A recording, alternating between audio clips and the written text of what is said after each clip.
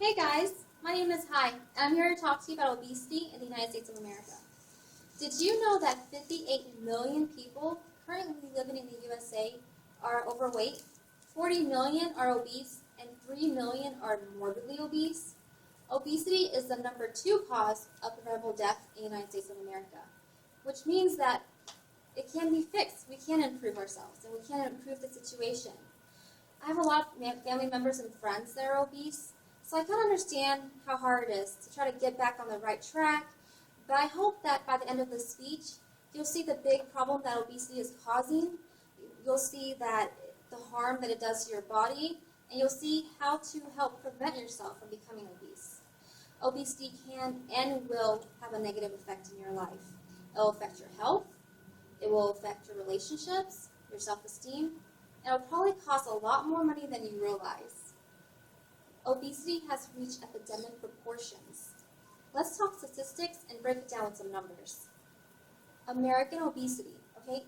The American adults in the USA alone, 60 million of us are obese. That's a lot. 20 years ago, no states had obesity levels above 15%. Today, 28 states have obesity levels above 25%. Here's a chart of self-reported obesity among the United States of America adults.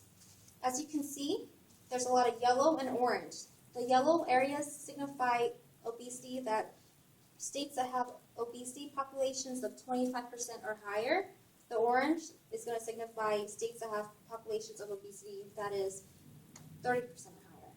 That's quite a bit, but we can change this. So let's talk about how to determine if you are obese.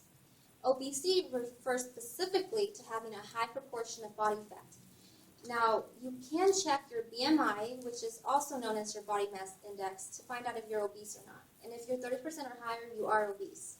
You can do that at your local doctor's office, your nutritionist. You can even go to your gym. And I'm pretty sure they all do that for free. Obesity can really harm you. Let's talk about the different ways that it can. It really increased the risk of different diseases. That includes breast cancer, coronary heart disease, type 2 diabetes, sleep apnea, gallbladder disease, osteoarthritis, colon cancer, hypertension, and even stroke. The cost of being obese is quite pricey as well. In 2008, medical costs for people that are obese were estimated at being about $150 billion. The cost of people going to doctor's office that were obese compared to those of normal weight were about $1,500 per person. Americans will spend roughly about $33 billion in the weight loss products and services industry a year just to try to get back on track. And it will cost approximately $550,000 for an obese 18-year-old to remain obese. So it's probably much cheaper to lose weight and get yourself healthy again. There's different ways to prevent obesity. Let's talk about food labels and eating healthy. That's what they're there for. So check out food labels, read nutrition facts, those calories, those carbs. You've got to take all of that in and take it into consideration before you put that food in your mouth. You can also exercise regularly. And you can also join community groups. These community groups are great. They give you extra support in case you need it to reach your goals. Just Google them online, and you'll find tons of different people waiting to help you out. The Office of the Surgeon General reports that obesity is the fastest growing cause of death and disease in America.